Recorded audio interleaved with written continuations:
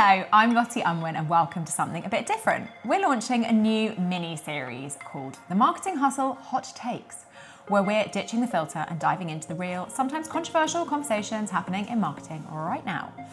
I'm with James Hickson, who has built Brand Hackers with me, and he is going to be my co-host for 6 hot chats. I can't wait to hear what you think. This is very much an experiment. We all know the struggle, spending time, budget and creativity on a campaign, only to wonder, will this actually land? Well, this is where Sticky Beak comes in. Sticky Beak is a game changer for consumer testing, which I'm so passionate about, helping you make your marketing more effective by getting real consumer feedback on your brand's campaigns and products quickly and affordably. So why Sticky Beak?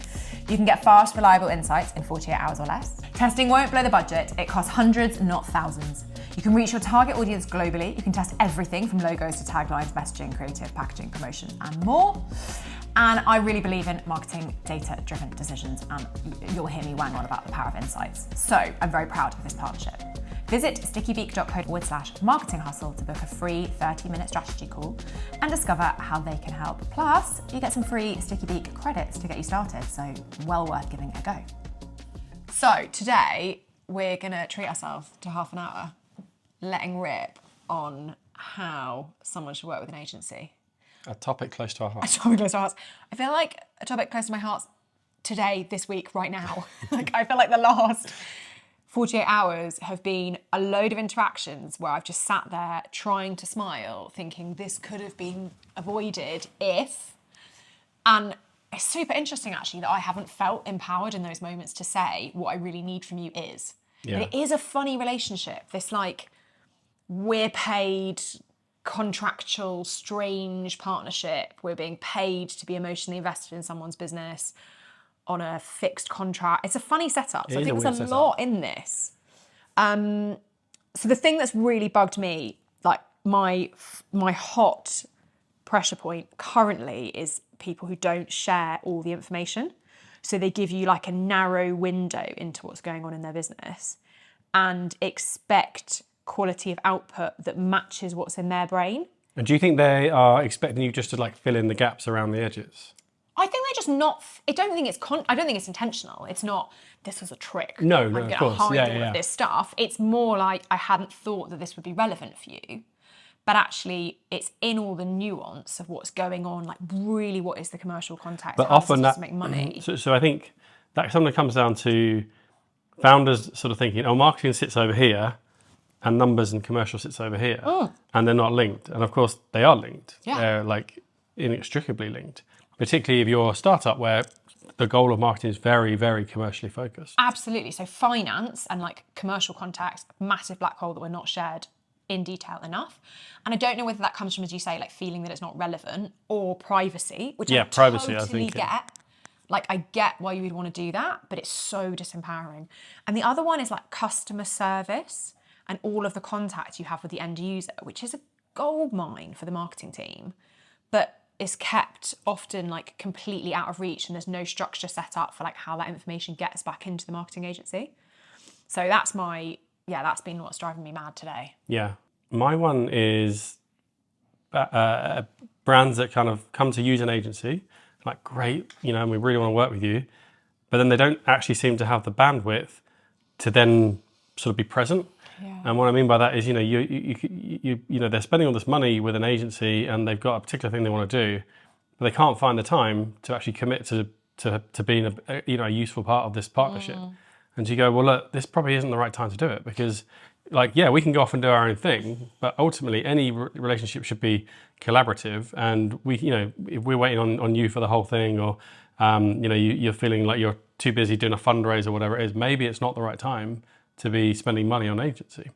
So I think like having that kind of mental bandwidth to give, I think. I don't necessarily agree that you have to have the mental bandwidth, but I think if you don't, you have to admit you don't, and then set up that relationship differently.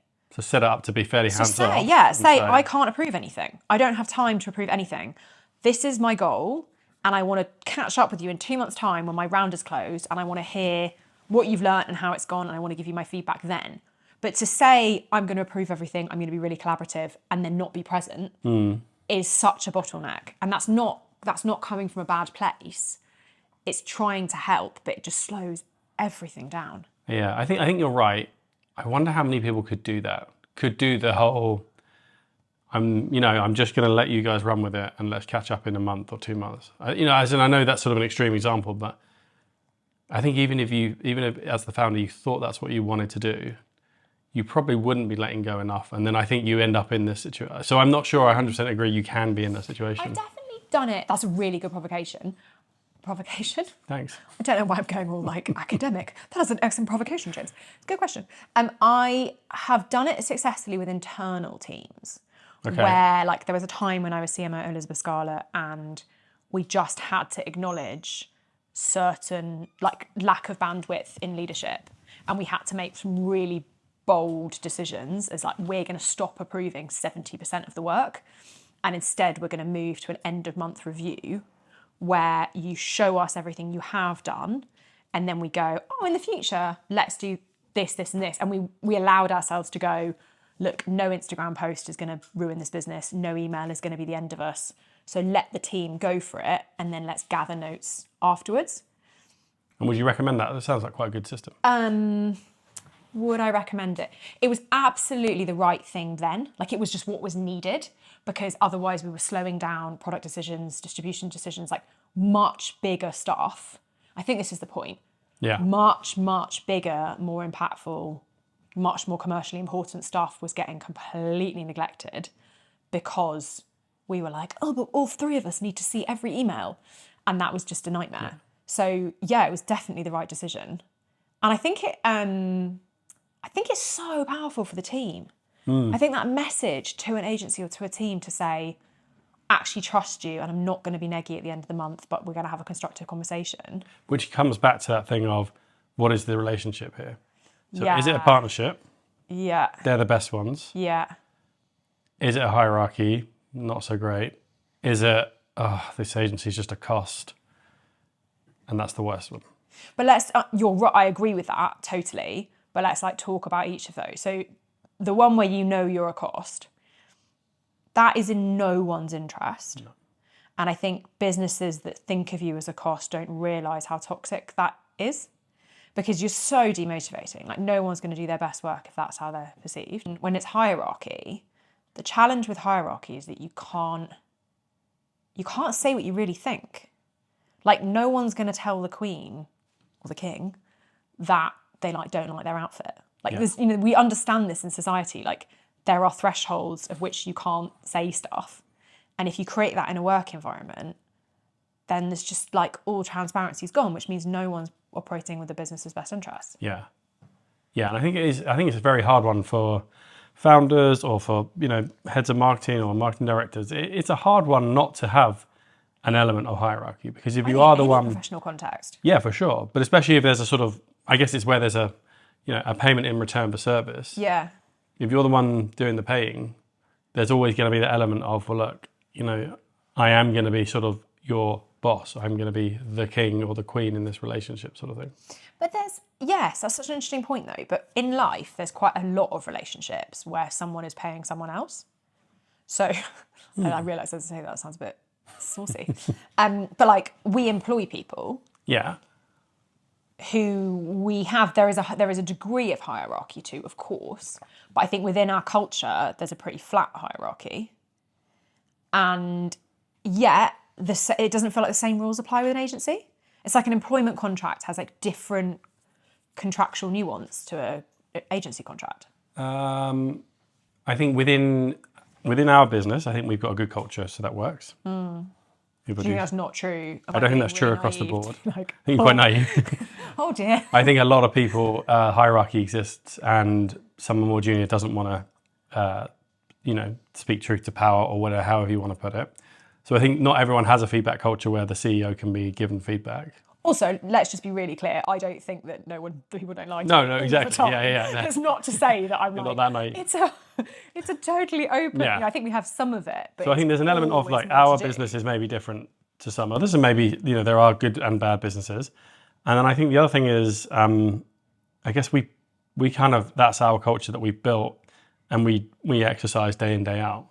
Whereas I guess an agency brand relationship's always it's not a full-time relationship. And you can't just say, this is how we do things, therefore you're automatically going to do that for us. And so there is always just going to be that slight difference in balance, which is fine. I mean, I don't think you can necessarily solve that. Yeah. And again, I think so much of this just comes down to mindset. Exactly. On both sides, but I guess we're coming, or at least I'm coming from the agency side. Like, I kind of know the mindset that works best for when we're working with brands. And it's all about being collaborative, viewing us as a partner, like I say, being really transparent, giving us everything we need. And then we can then do our best work. And I think, I don't think that's an impossible ask, but I don't think it's to be assumed that that's what everyone will come into it thinking that's what they need to do. Yeah. Okay. I stand corrected. I'm always sort of slightly reluctant to do the whole these are my bugbears of brand agency relationships. Because it's like, who really cares? Well, I think what you're saying about partnership is it's hard work both sides. Yeah. So to just it's a relationship. moan and be like, here are the things that are annoying, I think really removes focus on the fact that we've got to work really hard to make them good. But what I do wish I could say to some people we've worked with over time is that we can walk away at any point. And yes, we have mouths to feed, but we are not desperate, nor would I or many other agency owners run a business in a way that meant they were desperate for any one piece of work or prepared to put their team through something that didn't feel comfortable or in line with their ethics, or even just ethics is too big a word, just nice. And I just think, you said it when you said mindset, it's so powerful when you remind yourself you can cancel a contract. That 30-day notice period is mutual. And I think the way you go into a conversation, knowing that that's absolutely an option, is game-changing from this subservient, Yeah. I have to keep you happy. My whole job is to keep you happy. Your job isn't to keep them happy. Your job is to get them results. Yeah, definitely. I think that's different. The key. Yeah. And that's not necessarily the nicer, that's not giving someone what they want that week. But I say this to all of our team, I'd so much rather that they had a big discussion, there was a big falling out and a big, we think this and we disagree, than this damp squib end. Yeah. I don't want to fizzle out. It's this knackered old thing because we just kind of nodded along until it was too late. Yeah. Let's go out, let's have the fight. It's kind of a massive fight. I don't know. And then we actually haven't ever had a massive fight, so we're quite a nice bunch. Very disappointing. I know, it's anticlimactic. Yeah. But we have had a few moments where we've said, this is what we recommend, and someone said, I don't agree. Yeah. And I think that's all right. That happens. I really celebrate it. I think it's brilliant. Yeah. One of the things that you have to, where you have to put the work in is feedback. It's so interesting how sheepish people we work with are about saying that something isn't going right, and how delightful it is to receive that information. Because if it's given early and it's given in full and it's good, coherent information, it's a total joy because you go, thank you so much for highlighting this thing for me. I can get that fixed. By tomorrow morning, I can sort that for you. It's a quick conversation with someone who hasn't realised that something's being received differently, or it's a resource thing.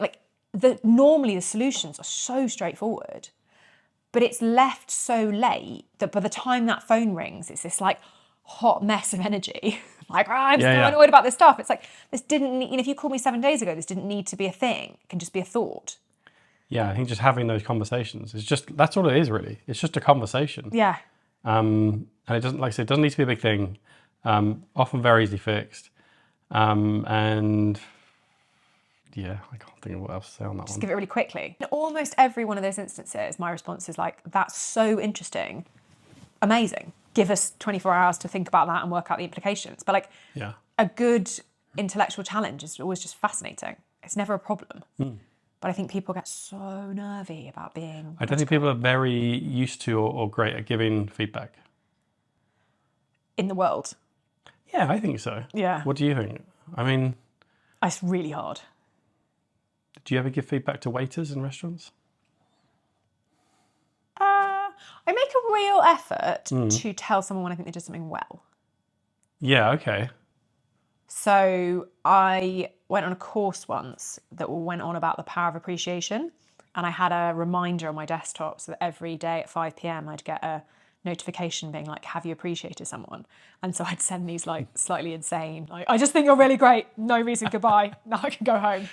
Everyone's sitting there waiting. Like, am I Everyone's going to be the one to get the "Is it 5 me o'clock today?" message? It's really weird. There was quite a lot of like, are you okay, hun? But that ended because it was weird. But what it did do was like make me realise how people respond so well. Like often people are like, what? Thank you so much. Like that's so nice. Yeah. And the power of genuine, unprompted appreciation is like a magical thing. And you think that agencies should get that more from clients, right? Well, you're teeing me up here because James knows that I'm an absolute sucker for praise. Yeah. And yeah, I think that agencies saying thank you and being genuine about it, like both ways round. So I think brands saying to agencies, I think the way you did that piece of work was really brilliant, or I'm really appreciating how hard you're working on this and being really specific about it, I think just lights the team up. You can see it in people's eyes, and the impact of that is so commercial. Yeah. Because what that means is, what brand are they thinking about on the bus on the way home? What brand are they like doing an extra sneaky 20 minutes for on a Saturday morning? Like that's the brand that's nice to them. So it's not like wasted at all. And I think the brands that take people on their Christmas parties, like big shout out to MD London, who took me to the most spectacular Christmas lunch. And I feel so invested. Like it really works. And they had all of their suppliers there. Everyone from every corner of the business sat around this beautiful table in a penthouse in Soho. And like that will have paid for itself in spades in terms of our commitment to the business. So I think that really does go a long way. I also think that agencies should do it to brands as well.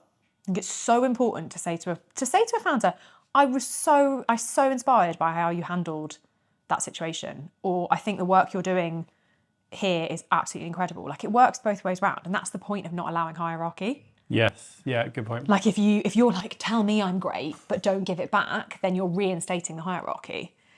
This is all just a whole ploy to say that I'd like more affirmations from my team. Please, thank you very much. Never 1 star of the month. I keep trying every time. And I never win it. It's not fair. No.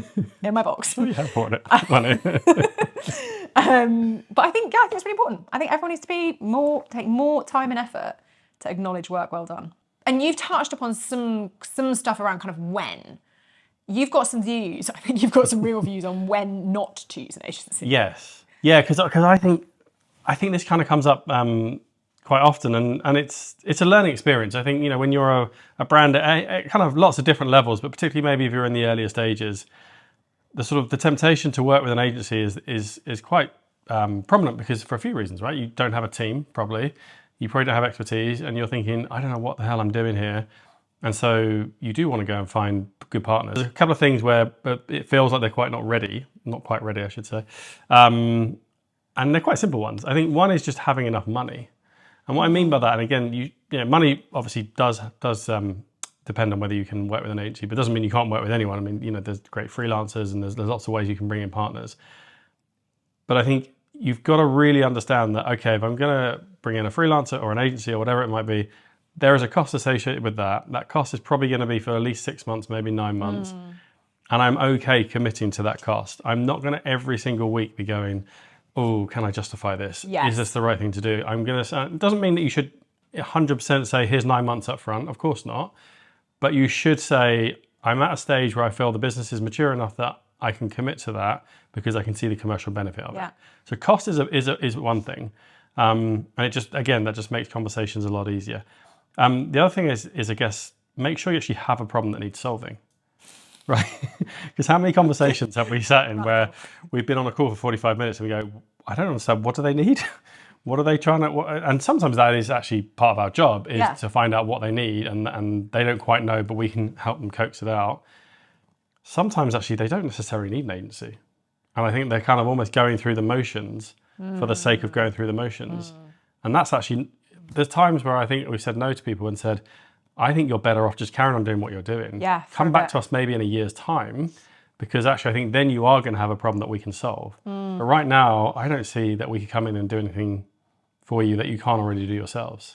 So you're kind of almost trying to get an agency on board for the wrong reasons. I don't know if that makes sense. There's a sort of nuance. There's like a thread through all of our conversations about this subconscious list of stuff that people think they should do at different times. Yeah, exactly. And it's kind of like getting my agency. It's like That's a one rite of of them. passage. Exactly. And like we talked in the last conversation about, you know, going on Instagram, having my Instagram feed.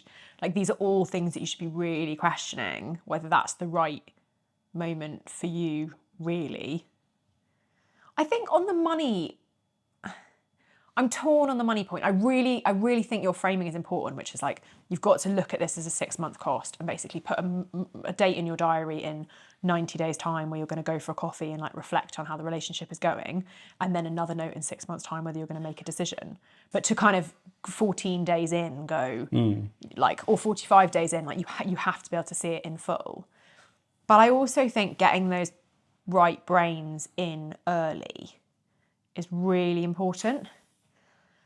And there's lots of cases there's lots of businesses where I just wish I could have got my head around the table earlier, whether that's in like such a light touch way. Doesn't necessarily need to be expensive and loads of manpower, but you just can't help but feel like I could have helped. I wonder if there is a specifically right time to get an agency in a brand's life cycle. So it's like help Is what it is, really. and like defining what you actually need at each point. I think you need different kinds of help the whole way through the journey. But yeah, I know what you mean, the generic feeling of we're talking to 10 marketing agencies because now is the time we talk to 10 marketing agencies. All right, well, I think in that we've taught some life lessons that I hope some people we work with are going to hear. I guess the question is, do we have the courage to send a link to this episode to anyone? That'll be the real show, or whether at any point before or after a call we can go, here's some light reading for you. Yeah, no context. No context. But here's an episode we recorded about how best to work with an agency. Yeah, here's something I made earlier that I We're thought sending you it might to really some enjoy. select clients. Yeah, jury's out. Or if anyone else has the balls to do that, I will be very amused. Thank you so much for listening. I really hope you enjoy our conversation, and we're so open to feedback about this stuff. Please do follow so that you can stay in touch with the Marketing Hustle and what's coming next. In the future, we're going to be exploring with more different formats. So I'm thinking about case studies with marketing directors. There's going to be some interviews with me, which I'm feeling weird about, but let's see how that goes. And I'll be getting more founders on for a chat. So please do stay in touch and you can be part of the ride.